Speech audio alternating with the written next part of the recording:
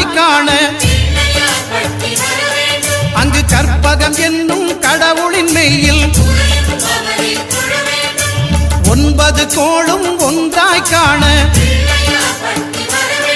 அங்கு கற்பகம் என்னும் கடவுளின் மெய்யில்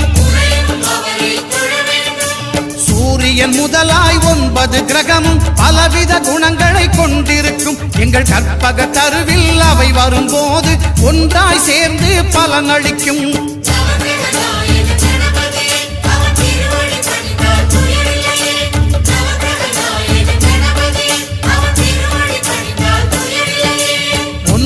கோளும் ஒன்றாய் காண அங்கு கற்பகம் என்னும் கடவுள்